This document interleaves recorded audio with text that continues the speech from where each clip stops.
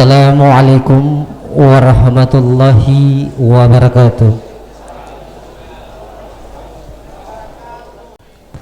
Yang terhormat Bapak Kasih Binadik Lapas Kelas 2A Gorontalo, Bapak Kasdin Lato Sarjana Hukum, yang kami hormati Ketua Harian Badan Ta'mirul Masjid Lapas Kelas 2A Gorontalo Bapak Faisal Maudito, Bapak Yasin Bahwa, wabil khusus yang kami hormati, kami muliakan beliau Al-Ustadz Al-Mukarram Bapak Faliat Al-Khatib STHI MHI dan seluruh rekan-rekan jamaah sekalian yang insya Allah kita semua yang hadir di tempat ini akan selalu diberkahi dan mulia di hadapan Allah Subhanahu wa Ta'ala.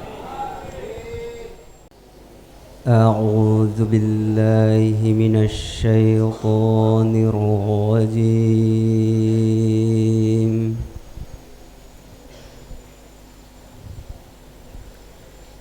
بسم الله الرحمن الرحيم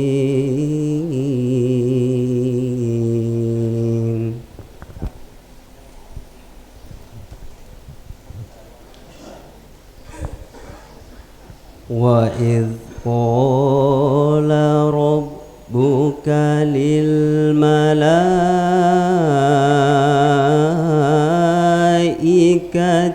إني جاعل في الأرض خليفة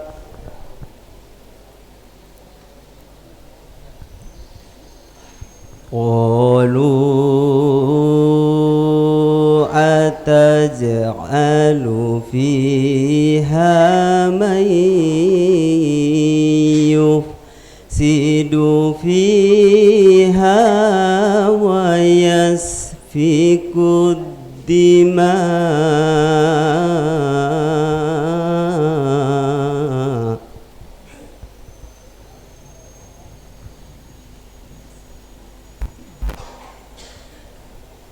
ونحن نسبح بحمدك ونقدس لك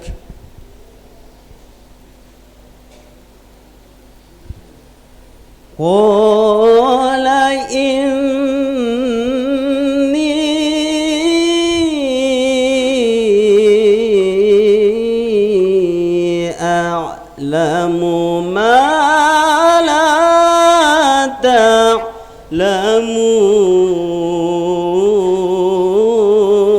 تعلمون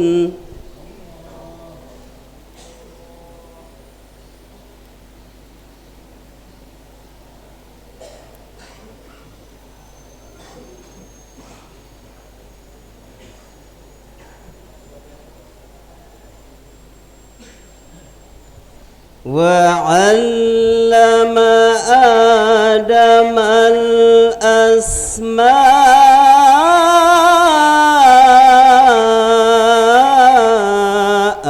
كلها ثم عرضهم على الملائكة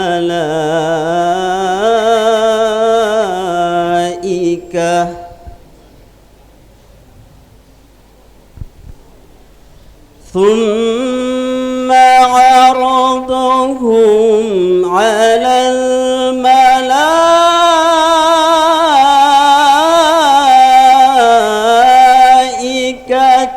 فقال أنبئوني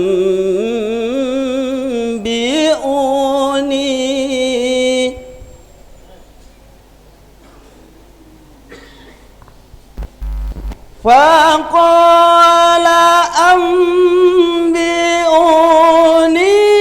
بأسماء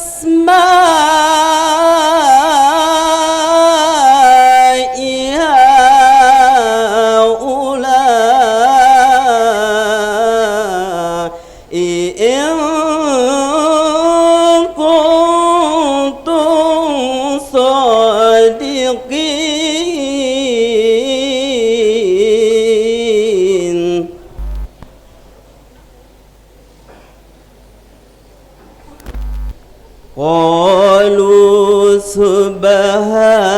سبحانك لا علم لنا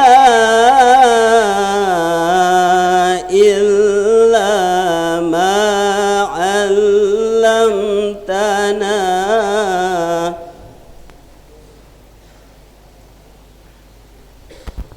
إنك أنت العليم الحكيم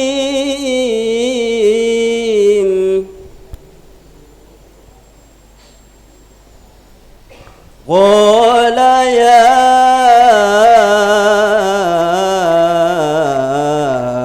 آدم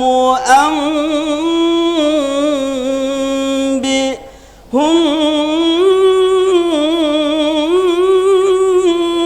بأسمائهم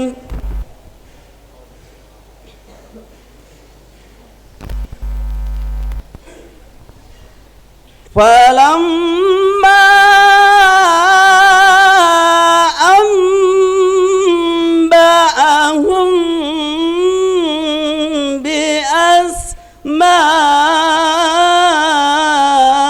بأسمائهم قال ألم أقل لكم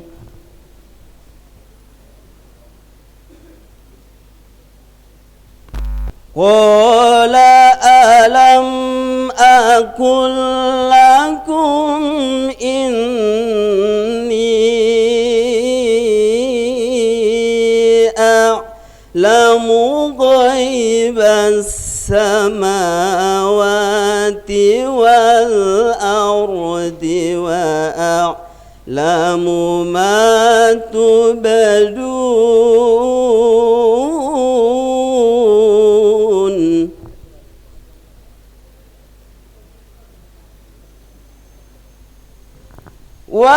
وأعلم ما تبدون وما كنتم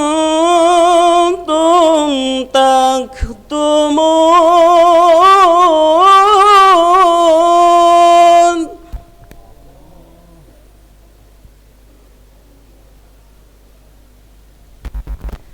وإذ قلنا للملائكة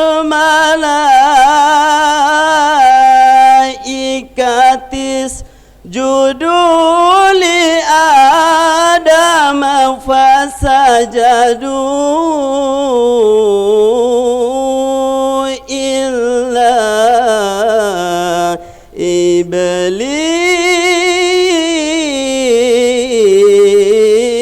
إبليس أبى واستكبر وكان من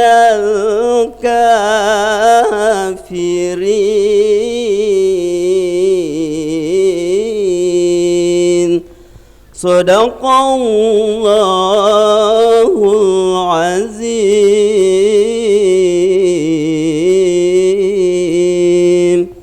Wassalamualaikum warahmatullahi wabarakatuh.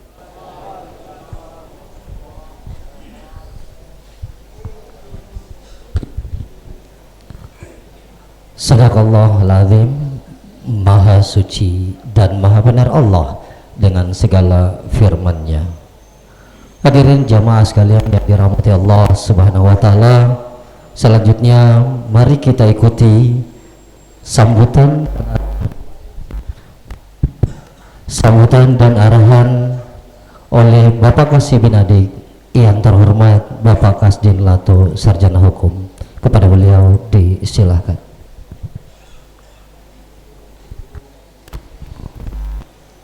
Assalamualaikum warahmatullahi wabarakatuh. Bismillahirrahmanirrahim. Dan wa syukran lillah amma ba'du. Sama kita hormati, kita muliakan Al-Mukarram Bapak Ustadz Falian Al-Hatib yang sesungguhnya juga sudah berulang-ulang kali di tempat ini dan menjadi guru spiritual kita di tempat ini. Yang sama kita hormati Pak Ketua Harian,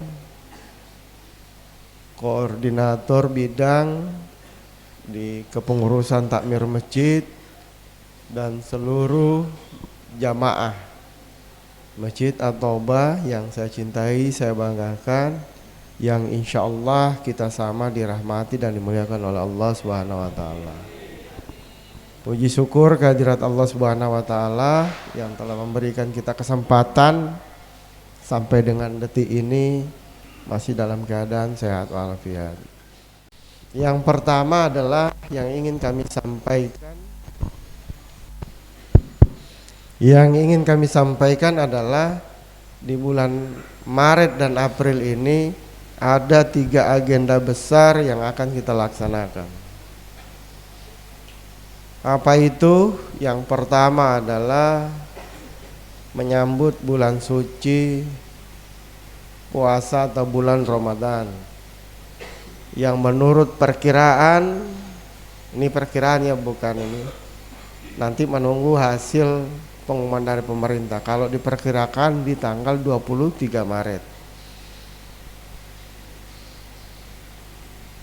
Di dalam pelaksananya kemarin sudah 2 kali rapat Badan Takmir dan sudah menghasilkan beberapa keputusan. Yang perlu kami sampaikan, putusan-putusan tersebut saya sudah mintakan ke Sekretaris TPP untuk segera disidangkan besok, sehingga pada pelaksanaan sudah berizin semua kegiatannya ya. Kemudian agenda yang kedua adalah di bulan April 27 itu kita akan menyemarakkan Hari Bakti Pemasyarakatan, atau orang bilang Hari Ulang Tahun Pemasyarakatan, yang jatuh setiap tanggal 27 April. Tetapi semaraknya itu sudah mulai dilaksanakan atau sudah mulai digaungkan sejak tanggal 1 Maret kemarin. Kemudian masih banyak rangkaian kegiatan di sana, tetapi yang sangat penting bagi kami adalah kegiatan musabaqah tilawatil Quran tingkat warga binaan yang kami juga sudah rapatkan. Insya Allah itu akan dilaksanakan di bulan April. Kemudian apalagi di agenda seterusnya, agenda di mana kita akan setelah Ramadan akan menyambut 1 Syawal ya, Idul Fitri. Itu agenda juga besar, perlu banyak persiapan yang harus dilakukan oleh kita ya, termasuk kerja keras dari Badan Takmir. Namun semua itu saya yakin dan percaya bahwa kita bisa melakukan itu kalau kita mau sama-sama bekerja untuk itu. Bulan suci Ramadan tentunya bulan yang menuntut atau kita harus banyak beramal, karena amal kita pada saat itu dilipat gandakan. Tetapi jangan beriming-iming tentang amal itu, tetapi bagaimana keikhlasan kita. Nanti mungkin insya Allah sebentar akan dikupas oleh Al-Mukarram Bapak Faliat. Mungkin itu dulu dari kami ya, sekian, sehingga waktunya untuk Pak Ustadz cukup panjang. Sekian, terima kasih. Assalamualaikum warahmatullahi wabarakatuh. Hadirin jamaah Masjid At-Taubah yang insya Allah kita selalu dirahmati Allah Subhanahu wa Ta'ala. Selanjutnya mari kita dengarkan uraian kultum singkat oleh rekan kita Muhammad Gilang Ramadan Basalamah. Kepadanya disilahkan.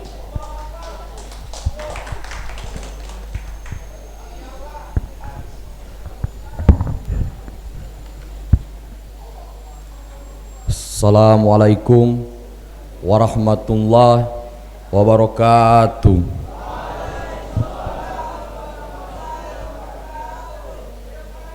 Innal hamdalillah nahmaduhu wa nasta'inuhu wa nastaghfiruhu wa na'udzu billahi min sururi anfusina wa min sayyiati a'malina may yahdihillahu fala mudhillalah wa may yudlil fala hadiyalah.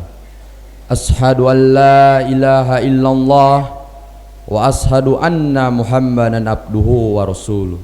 Rabbi shrahli sadri wa yassirli amri wahlul 'uqdatan min lisani yafqahu qawli amma ba'd.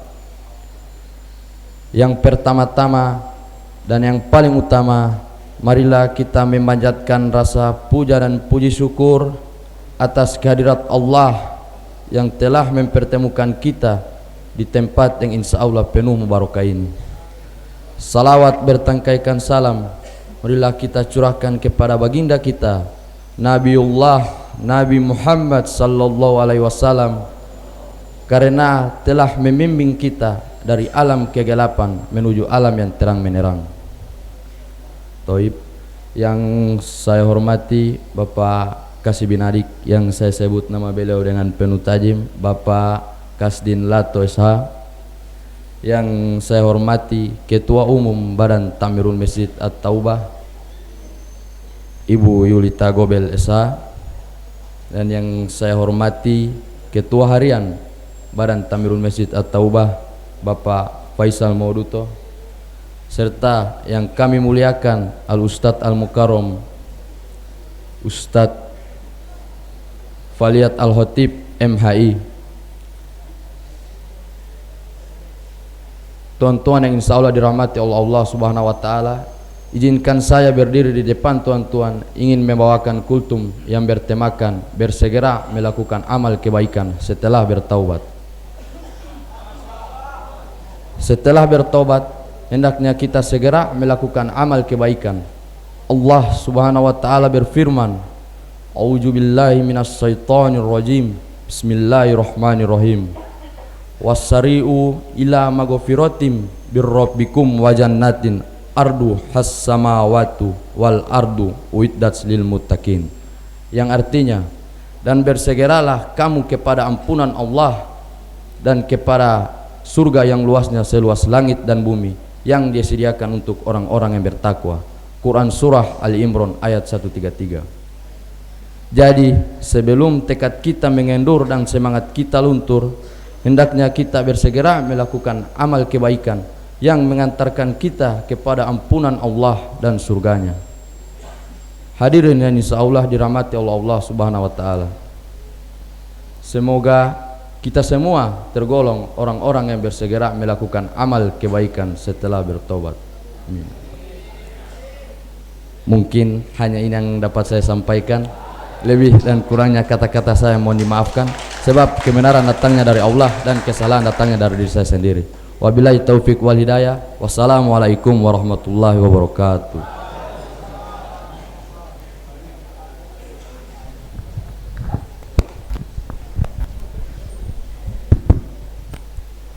Baik, hadirin jamaah sekalian yang dirahmati Allah Subhanahu wa Ta'ala, selanjutnya ceramah agama ataupun tausiah oleh Al-Ustadz Al-Mukarram Bapak Faliat Al-Khotib STHI MHI. Kepada beliau disilakan.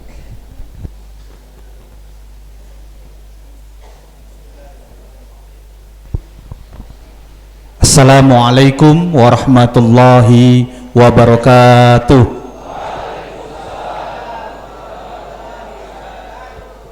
Alhamdulillah, alhamdulillah wa syukrulillah, wala haula wala quwwata illa billahil aliyil azim.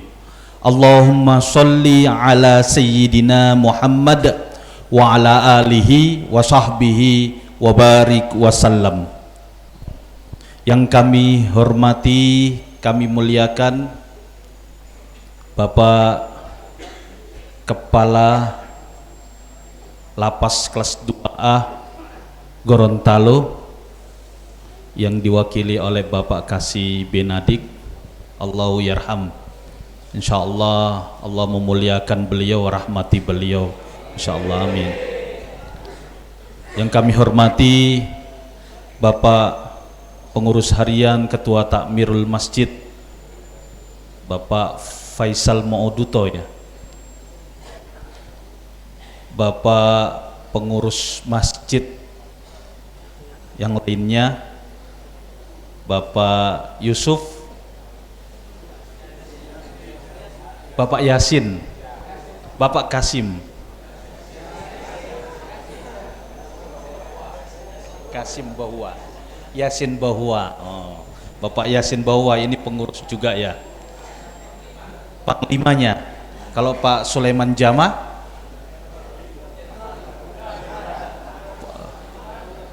kepala pasukannya ya. Wabil khusus bapak-bapak yang hadir di tempat ini, bapak warga binaan yang insya Allah Allah selalu merahmati kita, insya Allah. Tidaklah di dalam suatu majelis itu dibacakan pujian untuk Allah dan salawat untuk Nabi, kecuali Allah mengutus malaikatnya untuk membentangkan sayapnya, menurunkan rahmatnya terhadap orang-orang yang ada di majelis tersebut. Jadi kita di majelis ini tadi kita membaca pujian untuk Allah. Bagaimana pujian untuk Allah? Alhamdulillah wa syukrulillah, segala puji bagi Allah, Tuhan semesta alam. Semoga kita diberikan hidayah sehingga kita bisa memperbaharui niat dan selalu melakukan perbuatan kebajikan. Itu pujian untuk Allah. Yang kedua adalah salawat. Allahumma sholli ala sayyidina Muhammad. Pakai sayyidina boleh? Boleh. Tidak pakai sayyidina boleh? Boleh. Boleh, tidak ada hal yang harus dipertentangkan di situ. Mau pakai sayyidina atau tidak pakai sayyidina boleh. Dalam sholat pakai sayyidina atau tidak pakai sayyidina? Dalam sholat tak boleh. Boleh, silakan dipakai juga boleh, tidak dipakai juga boleh. Tapi kalau saya sendiri dalam sholat saya tidak memakai sayyidina. Tapi kalau di luar sholat, nah itu memakai sayyidina Muhammad, sayyidina Syafi'ina Maulana Muhammad ibni Abdillah Rasulillah sallallahu alaihi wasallam. Allahumma sholli wasallim wa barik alaihi. Jika dibacakan salawat, maka kita mengucapkan salam salawat kepada Nabi. Allahumma sholli ala Muhammad, Allahumma sholli alaihi wasallim, begitu. Supaya Allah memberikan rahmatnya kepada kita. Allah bersalawat kepada kita. Ketika kita bersalawat 1 kali, maka Allah akan bersalawat 10 kali. Sedangkan kita, bapak-bapak yang dimuliakan oleh Allah, bersalawat 100 kali pun Allah memberikan salawatnya kepada kita 1 kali, itu sudah cukup bagi kita. Apalagi kita bersalawat hanya sekali, Allah membalasnya 10 kali. Alhamdulillah. Bapak-bapak yang dirahmati oleh Allah Subhanahu wa ta'ala, kitab suci umat Islam itu apa? Al-Quran. Kitab suci umat Nasrani, Injil. Di sini Islam semua ya? Islam semua Pak ya? Alhamdulillah. Alhamdulillah.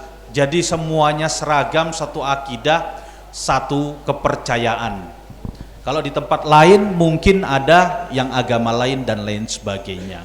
Bapak-bapak dan ibu-ibu, bapak-bapak sekalian, pernah mendengar hadis Nabi yang mengatakan bahwa barang siapa yang membaca 1 huruf Al-Quran maka akan diganjar dengan 10 kebaikan, maka akan diganjar dengan 1 pahala, dan 1 pahala mendatangkan 10 kebajikan.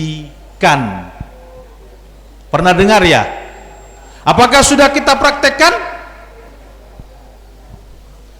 Siapa yang masih ikro? Yang masih ikro, yang sudah Al-Quran, yang sudah hatam Al-Quran, banyak. Setiap hari kan ada pembelajaran latihan makhraj dan sifat huruf, iya, yang dipandu oleh teman-teman dari Kementerian Agama atau dari KUA. Ada Pak Wawan, ada Ibu Masni, ada Ibu Ros dan lain sebagainya ya. Setiap Senin Selasa ya, jam 9. Bapak-bapak dan ibu-ibu, Al-Quran itu mengandung mukjizat. Apakah kita yakin pernah mendengar bahwa ketika seseorang membaca Al-Quran, membiasakan membaca Al-Quran, maka akan terhindar dari penyakit Alzheimer. Alzheimer. Apa itu Alzheimer? Sering lupa. Ada nggak yang di sini sering lupa? Lupa jam tangannya mungkin, lupa songkoknya mungkin, lupa sandalnya mungkin, bahkan mungkin lupa celana dalamnya. Atau ada orang lain yang mengambil celana dalamnya. Atau lupa bajunya. Lupa bajunya digantung, dijemur, tidak diambil 3 hari. Lupa direndam bajunya, tidak dicuci selama berhari-hari mungkin. Lupa jalan pulang. Karena memang belum dibuka jalan pulang ya. Tapi insya Allah kita semuanya akan dimudahkan untuk menuju ke situ. Amin. Amin. Mumpung ada di tempat ini ulama-ulama besar dahulu, ketika mereka menjadi warga binaan, mereka memperdalam ilmu agama, belajar ilmu agama.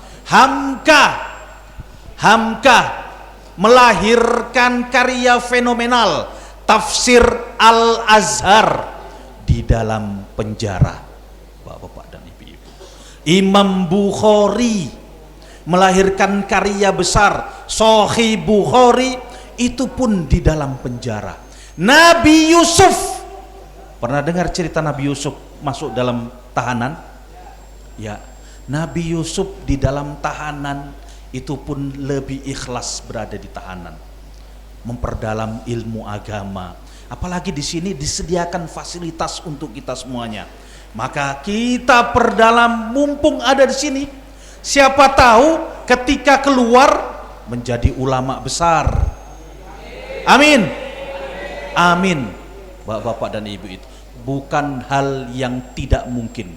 Allah akan memberikan jalannya bagi siapa yang mau dan berusaha. Barang siapa yang bersabar, maka dia man sobaro zofiro. Barang siapa yang bersabar, dia akan beruntung.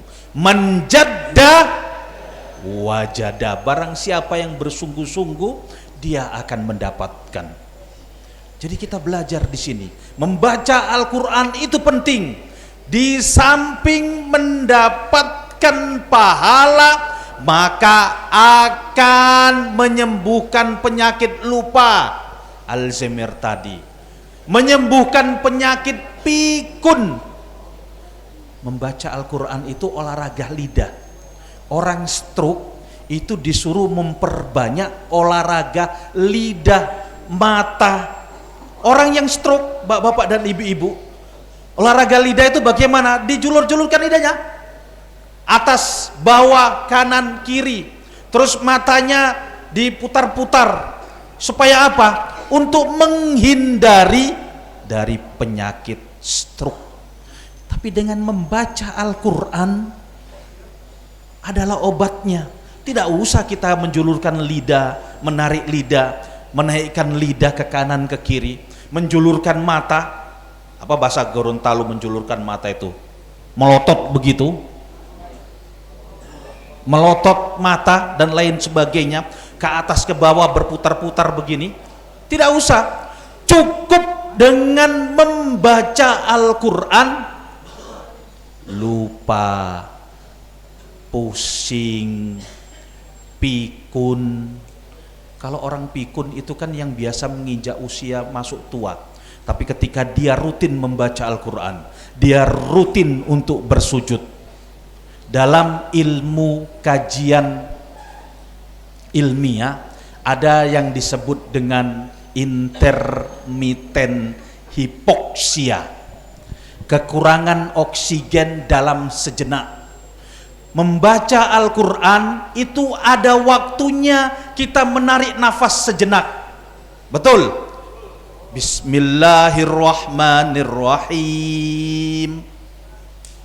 Bahkan kalau kita menyambungkan ayat satu dengan ayat yang lainnya, Bismillahirrahmanirrahim, Alhamdulillahirabbil alamin, Ar-Rahmanirrahim, Maliki yaumiddin, Iyyaka na'budu wa iyyaka nasta'in, ihdinas siratal mustaqim. Jadi kita menahan nafas sejenak. Itu fungsinya apa? Untuk mengembalikan sel-sel otak yang rusak. Menahan nafas sejenak. Sekarang ini olahragawan bapak-bapak dan ibu-ibu itu dianjurkan untuk berlatih di puncak gunung. Kenapa? Udaranya dingin, oksigennya sedikit.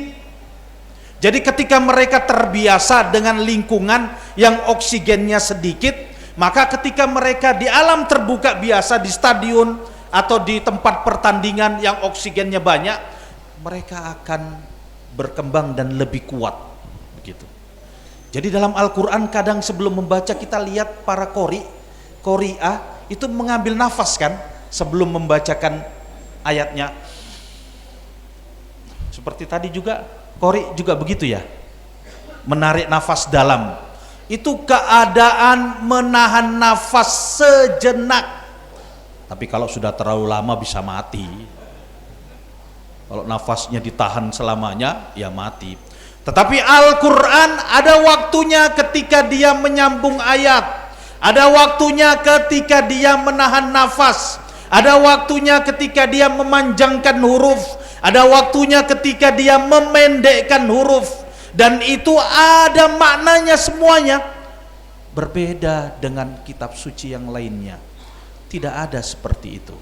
Al-Quran yang diturunkan oleh Nabi Muhammad Sallallahu Alaihi Wasallam, kitab suci itu, kalau menurut Profesor Quraisy Shihab, mengandung 3 mukjizat. Yang pertama, kemukjizatan dalam segi bahasa. Tadi yang saya sebutkan itu dalam segi bahasa, huruf, arti, bacaan, literaturnya, presisinya, ketepatannya dan lain sebagainya. Jadi makna kata yang artinya hujan itu ada berapa kata? Malam dengan siang sepadan, laki-laki dengan perempuan itu jumlahnya sama, bahagia dengan sengsara itu ada, langit dengan bumi, langit dan bumi, langit itu ada berapa lapis? 7. Maka disebutkan dalam Al-Quran di 7 tempat, tidak lebih tidak kurang. Langit dalam bentuk tunggal, as-sama'u, al-ardu, itu disebutkan 7 kali juga. Jadi semuanya bertepatan dengan para utusan Nabi. Itu disebutkan jumlah semuanya 124.000 kali, sesuai dengan jumlah para Nabi dan Rasul Allah, bapak-bapak dan ibu-ibu. Jadi semuanya tepat kalau menurut kemukjizatan bahasa. Yang kedua, kemukjizatan dalam segi ilmiah. Dalam segi ilmiah contohnya apa? Ada seorang arsitek, bapak-bapak. Ada seorang arsitek berkebangsaan Jerman. Dia ini biasa diundang untuk membangun bangunan, diminta untuk membuat model bangunan dalam bentuk apapun. Sudah membangun, dia pernah diminta membangun lantai Masjidil Haram. Lantai Masjidil Haram. Jadi kalau kita masuk di Masjidil Haram terasa dingin. Karena apa? AC-nya dari bawah. Jadi lantainya dari lantai dingin, dari atas memang panas. Tapi itu yang membuat para jamaah merasa sejuk. Jadi dia ini sering diundang untuk membangun dan lain sebagainya. Suatu hari dia tertarik dengan bangunan masa depan. Jadi bangunan masa depan yang cocok dan pantas untuk manusia itu apa sih? Dia mencari tahu di kitab Injil, di kitab Taurat, dan kitab-kitab suci agama lain. Bangunan masa depan itu tidak ada diceritakan. Tapi ketika dia komunikasi, dialog dengan temannya, sesama profesor yang beragama Islam, diceritakan bangunan masa depan umat Islam itu adalah di bawahnya mengalir sungai. Tajri min tahtihal anhar. Jadi bangunan surga, kalau kita buka Al-Quran, surga itu pasti dilukiskan dalam Al-Quran itu mengalir di bawahnya sungai, air. Dia cari tahu apa sih rahasia manfaat sebuah rumah yang ada mengalir air di dalamnya, di bawahnya itu. Kemudian dia bangun rumah pribadi. Dia bangun rumah pribadi yang dia bangun ketika masuk ke dalamnya itu sistem kelistrikannya itu serba lengkap. Jadi seperti kita pernah masuk hotel, kamar hotel, tinggal tempel kartu, itu sudah menyala lampu. Jadi tinggal tempel begini atau tinggal tepuk tangan, lampu menyala, kipas angin menyala. Terus dipasang background pemandangan, dipasang background hewan dan lain sebagainya, terus lampu kelap-kelip warna-warni dan sebagainya. Pokoknya semua fasilitas lengkap dipasang di rumahnya. Dan di ruangan khusus itu dipasang seperti air gemericik mengalir menetes suara air. Jadi sudah dibangun ini sang arsitek ini. Suatu hari ketika dia dari perjalanan tugasnya mungkin sekitar 1-2 bulan, kemudian dia kembali ke rumah tersebut. 1-2 bulan melaksanakan tugas kan orang merasa capek, merasa sumpek, merasa lesu dan lain sebagainya. Dia pulang ke rumahnya, dia duduk, dia pasang lampu, dia lihat lampu berkelap-kelip dan lain sebagainya itu ternyata tidak mengurangi rasa capek, sumpek, tidak mengurangi, tidak berkurang sama sedikit. Dia pasang musik, baik musik rock, musik dangdut, dia senang, tapi lelah, capeknya tidak berkurang. Senang dia pasang musik dangdut, seperti mati lampu ya sayang, seperti mati lampu. Itu lagunya siapa itu ya? Nasar dan lain sebagainya. Dia senang memang, tapi rasa capeknya tidak berkurang. Dia lihat pemandangan, background dan lain sebagainya. Tetap, kemudian dia duduk di dalam ruangan yang ada mengalir air di bawahnya, air sungai. Baru 5 detik dia duduk baru 5 detik di situ, baring apa segala macam, mendengar suara air gemericik dan lain sebagainya, langsung fresh badannya, langsung refresh lagi badannya. Jadi inilah kunci rahasia kenapa penghuni surga tidak akan merasakan capek, tidak akan merasakan lelah, tidak akan merasakan ngantuk dan lain sebagainya. Karena apa? Bunyi air mengalir. Jadi kalau kita ingin perasaan kita tenang, maka putar suara musik air mengalir, maka akan tenang, nyaman, refresh, dan lain sebagainya. Terus ada yang tanya, bagaimana di surga itu Pak? Apakah tidak buang air? Ada pertanyaan begitu? Iya kan? Kita kan kalau makan banyak di sini terasa sakit perut, maka mencret. Minum air banyak maka pingin kencing. Apakah kita di surga tidak buang air? Tidak buang air, tidak kencing. Kenapa kok bisa begitu? Ya memang sudah diciptakan Tuhan seperti itu. Diciptakan Allah seperti begitu. Buang airnya dalam bentuk mungkin bersin, hacing, itu buang airnya. Bagaimana kok bisa? Ya bisa. Sedangkan anak bayi tidak makan, anak janin yang di dalam perut ibu tidak makan, tidak minum, tapi dia bisa tumbuh besar. Karena apa? Makan dan minumnya lewat plasenta, usus yang menyambungkan pekerut bayi. Kita pun di surga diberi makan oleh Allah, kita di surga diberi minum oleh Allah, masuk semuanya tanpa dikeluarkan. Karena mungkin dikeluarkan lewat bersin saja, lewat batuk saja. Itu kelebihan para penduduk surga. Kemudian ditanya, Ustadz, kalau neraka kita masuk, sedangkan jin dan setan pun dimasukkan neraka, padahal mereka sama-sama dicipta dari api. Neraka bahannya dari api. Bagaimana itu? Jadi saya cubit yang bertanya itu. Saya kan diciptakan dari tanah, kamu juga dari tanah. Terasa nggak saya cubit? Atau saya tempeleng kamu, terasa nggak nanti saya tempeleng? Seperti itu gambarannya, bapak-bapak sekalian. Jadi Al-Quran semakin kita banyak membaca, maka semakin mengobati penyakit yang ada di diri kita, penyakit batin atau penyakit lahir, bapak-bapak, ibu-ibu. Jadi kita ketika datang ke masjid ini, masuk masjid niat membaca Al-Quran.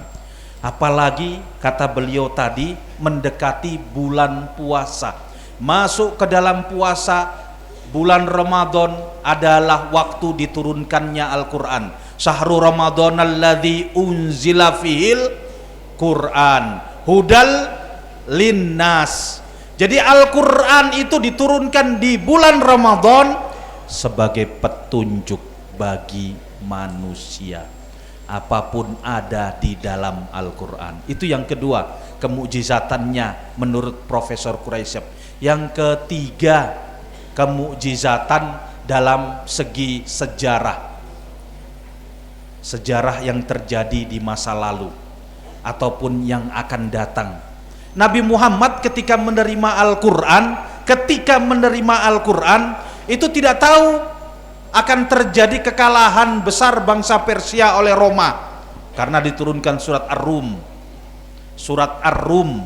gulibatir Rum, maka Romawi kalah, fi adnal ardi wahum mim ba'di golabim sayaglibun, dan mereka akan menang setelah mereka kalah. Nabi Muhammad tidak tahu, bapak-bapak dan ibu. Bapak-bapak tidak tahu Nabi Muhammad, tapi lewat Al-Quran dikabarkan kepada para sahabat bahwa sekitar 7 tahun maka Romawi akan menang. Begitu juga sejarah masa lalu, kisah Nabi Adam, kisah Nabi Nuh, dan lain sebagainya. Jadi ketika kita datang ke masjid ini ataupun di ruangan kita masing-masing, perbanyak membaca Al-Quran. Tapi alangkah lebih baik membaca Al-Quran di masjid ini. Barang siapa yang membaca Al-Quran, ini kata ulama, siapa yang masuk ke masjid, berzikir, membaca Al-Quran, maka Allah mengampuni dosanya dan dosa orang tuanya. Allah mengampuni dosanya dan dosa orang tuanya. Jikalau orang tuanya sudah meninggal dan ada di dalam kubur, jikalau orang tuanya sedang disiksa, jikalau orang tuanya sedang disiksa di dalam kubur, maka Allah akan menghentikan siksa tersebut, diganti dengan diberi kenikmatan. Ditunggu waktu sholat asar, apakah anaknya ini sholat, membaca Al-Quran, berzikir? Kalau tidak, dipukulin lagi. Tapi kalau dia sholat asar, masuk ke masjid, membaca Al-Quran, berzikir, maka Allah mengampuni dosa kita dan memberikan nikmat kubur kalau orang tuanya sudah meninggal. Sholat asar dihentikan siksanya. Nunggu lagi maghrib. Kalau kita sholat, maka diundur lagi isya. Kalau kita sholat, diundur lagi subuh, sampai begitu 5 waktu. Sholat dengan sholat satu dengan sholat berikutnya adalah penghapus dosa-dosa kita. Bapak-bapak, kita di sini misalkan yang kita ingat memang hal-hal yang dosa kita saja. Jangan amalan kita yang kita ingat membuat kita sombong. Tapi yang kita ingat adalah dosa kita, khilaf kita, kekeliruan kita. Selama kita mungkin ada di luar, kita hadir di sini, kita refleksikan diri, koreksi diri kita dengan mengingat kesalahan-kesalahan kita. Ingat banyak-banyak kesalahan. Setiap satu kesalahan berzikir istighfar 1 kali. Dulu saya pernah berbuat astagfirullah ya Allah. Dulu saya pernah berbuat ini, astagfirullah ya Allah. Begitu. Allah ampuni dosa kita. Allah ampuni, Allah rahmati orang tua kita. Kemudian saya kasih tahu kuncinya. Ada tanya jawab ini? Ada dialog? Oh, tidak ada. Saya kasih tahu kunci. Inginkah kita didoakan oleh malaikat? Inginkah kita semuanya didoakan oleh malaikat? Malaikat itu jumlahnya berapa, Bapak? Malaikat itu jumlahnya berapa? Ketika Nabi Isra Mi'raj sampai pada langit pertama, itu triliunan malaikat sedang takbir. Triliunan malaikat berdiri sedang takbir, Allahu Akbar. Semuanya sedang bertakbir, Allahu Akbar, Allahu Akbar, Allahu Akbar. Naik ke lapis langit kedua, triliunnya malaikat sedang ruku. Jadi semua malaikat langit 1, 2, 3, 4, 5, 6, 7 itu setiap langit menggambarkan setiap gerakan dari sholat. Akhirnya ketika Nabi sampai di hadapan Allah, mendapatkan perintah sholat 5 waktu. Sholat 5 waktu. Apakah sebelum dapat perintah itu Nabi sholat? Apakah sebelum Nabi di Isra Mi'rajkan itu Nabi melaksanakan sholat? Yang sholat siapa? Yang tidak sholat? Jadi Nabi melaksanakan sholat, cuma sholatnya itu gerakannya tidak sesempurna seperti sekarang. Sholatnya apa? Sholat malam. Nabi ketika sebelum mendapatkan perintah sholat wajib 5 waktu, perintah sholat wajibnya adalah sholat malam.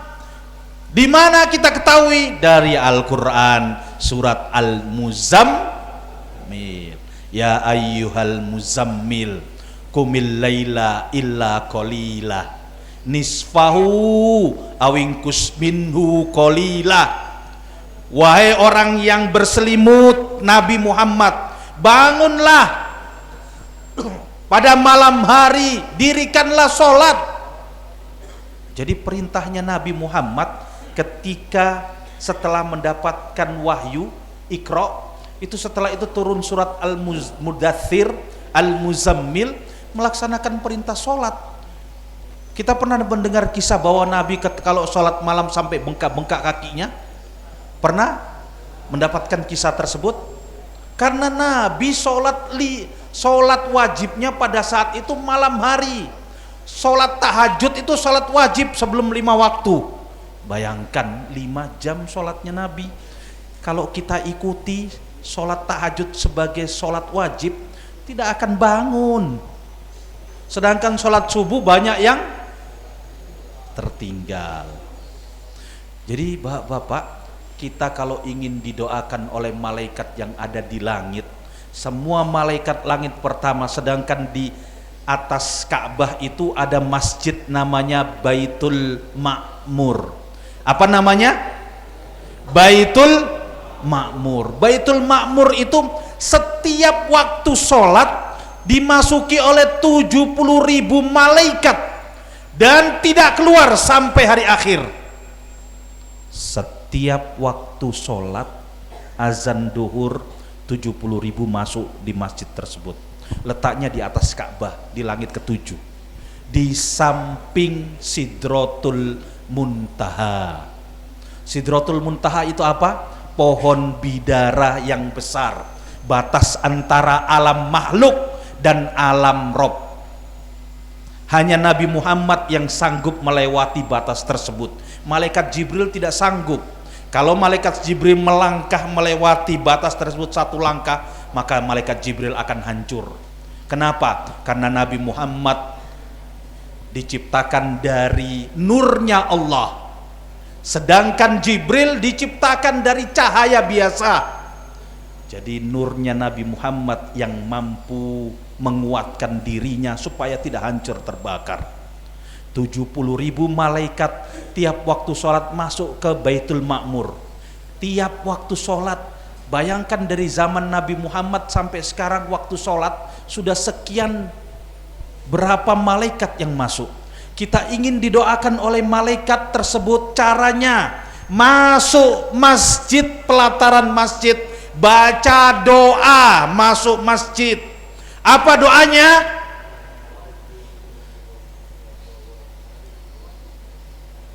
Allahumma iftahli abwaba rahmatik. Allahumma iftahli abwaba rahmatik. Cuma 4 suku kata. Kita hafalkan sekarang supaya ketika kita masuk masjid baca itu doa. Maka malaikat yang ada di masjid mendoakan kita. Apa doanya? Allahumma gfir lahu, Allahumma arhamhu, Allahumma tub alaihi. Malaikat itu mendoakan kita 3 macam. Ya Allah ampunilah dosanya, ya Allah rahmati dia, ya Allah terima taubatnya. Dan selama kita berada di masjid sampai kita tidak batal, jadi selama kita ada di masjid, maka kita dicatat sebagai orang yang melaksanakan sholat. Meskipun kita hanya duduk, meskipun kita hanya tidur, meskipun kita hanya ngobrol, tapi selama kita di masjid, di pelataran di dalamnya, kita dicatat orang yang melaksanakan sholat. Bayangkan kalau kita 1 jam di sini, padahal sholat kita yang paling mampu satu waktu itu tidak sampai 5 menit, betul? Tidak sampai 5 menit. Kita hafalkan sama-sama 4 suku kata. Allahumma iftahli abwaba rahmatik. Allahumma iftahli abwaba rahmatik. Ya Allah, bukakanlah bagiku pintu-pintu. Abwab itu banyak pintu. Kalau satu pintu tidak ada rahmat Allah, Allah akan beri rahmat kita dari pintu lain. Kalau misalkan kita sedang berpuasa, ada datang rahmat Allah, dikasih makanan secara cuma-cuma. Kalau misalkan waktu kita, hukuman kita itu 5 tahun, maka rahmat Allah datang, diberikan 2 tahun. Amin. Dengan cara apa? Masuk masjid, niat ibadah. Di dalam masjid niat ibadah, Allahumma iftahli abwaba rahmatik. Sampai jam berapa? Jam 5 ya. Mudah-mudahan bermanfaat. Terima kasih banyak atas segala perhatian. Mohon maaf atas segala kekurangan. Mudah-mudahan Allah mengubah keadaan kita menjadi lebih baik, sehingga kita banyak beramal soleh insyaallah. Amin ya Rabbal Alamin. Terima kasih, mohon maaf. Subhanakallahumma wa bihamdika asyhadu an la ilaha illa anta astaghfiruka wa atubu ilaik. Allahumma ja'al tajammu'ana hadza tajammu'an marhuman wa ja'al tafarruqana min ba'dihi tafarruqan ma'suman. Ya Allah, jadikanlah pertemuan kami adalah pertemuan yang Engkau rahmati ya Allah, dan jadikanlah perpisahan ini Engkau ampuni dosa-dosa kami ya Allah, kehilafan kami ya Allah, kesalahan kami ya Allah ya Rahman ya Rahim. Ampunilah dosa kedua orang tua kami sebagaimana mereka mendidik kami di waktu kecil. Ampunilah dosa pemimpin-pemimpin kami ya Allah. Ampunilah dosa keluarga kami, sanak saudara kami, istri kami, suami kami, anak-anak kami semuanya ya Allah ya Rabbal Alamin. Subhana rabbika rabbil izzati amma yasifun, wassalamun alal mursalin, walhamdulillahi rabbil alamin. Wassalamualaikum warahmatullahi wabarakatuh.